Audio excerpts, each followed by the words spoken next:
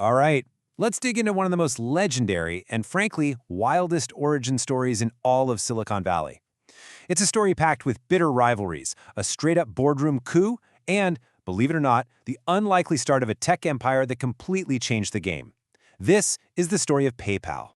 So get this, before these guys were household names, before they built the digital world we all live in, they were literally locked in a battle to bankrupt one another. This isn't just some boring business case study, it's a genuine saga of conflict, creation, and ambition. Now, to really get what's happening here, you have to kind of transport yourself back to the late 90s. The internet was just exploding, right? E-commerce was the next frontier. But there was this one giant, glaring problem. How do you actually pay for stuff online safely and easily?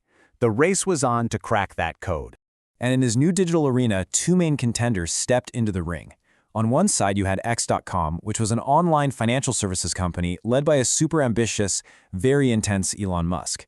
And on the other side, you had Confinity, a payments and cryptography company led by the equally brilliant Thiel. And when I say it was a fight, I mean it was an all-out war. Both companies were just burning through insane amounts of cash trying to get users, basically paying people to sign up. You can picture it like two boxers just beating each other senseless with huge bags of money. The problem was, neither side was really winning, and both were bleeding cash like crazy. So after realizing they were basically on a path to mutual destruction, these two rivals did something pretty unthinkable. They merged. In March of 2000, X.com and Confinity joined forces. But you know what? The war didn't end. It just moved from the street into the office. The very first major fight erupted over the brand name. The product that people actually loved was called PayPal. That was Confinity's baby. But Elon Musk, who is now the CEO of this new combined company, was absolutely adamant that the whole thing had to be rebranded as X.com. It was a name that, frankly, nobody inside the company liked, and it tested horribly with actual customers. And you know, on top of all the branding drama, the technology itself was a complete and utter mess.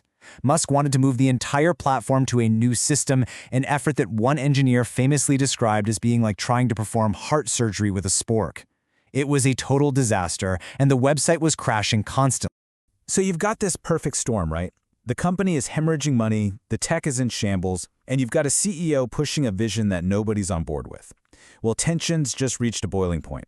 The original Confinity founders felt like their company was being hijacked, and they decided they had to do something drastic. The company was right on the brink of totally collapsing. So what do you do when you think your CEO is steering the ship directly into an iceberg? Well, you wait for him to go on vacation. This is where it gets crazy. The second Musk left for a long overdue trip, the plotters made their move. While he was literally in the air, flying to Australia, the board held a secret emergency meeting. They voted to kick Musk out and install Thiel as the new CEO. So when Musk's plane finally landed, he turned his phone back on, only to discover that he'd been fired from his own company. But the story does not end there with some bitter betrayal. Oh no. This coup, this incredibly intense moment of conflict, was actually the very strange, very powerful beginning of a whole new tech dynasty. Under Thiel's leadership, the company immediately dropped the X.com name and went all in on PayPal. They got the technology stabilized, they focused on growth, and just 2 years later, in 2002, PayPal got snatched up by eBay for a staggering $1.5 billion. And here is the punchline. This is what makes the story legendary. Flush with cash from that eBay sale, this tight-knit group of early employees, and yes, that includes the ousted Elon Musk, they all went their separate ways. They became what we now call the PayPal Mafia, using all that new money and the experience they forged in that fire to found an absolutely breathtaking list of world-changing companies.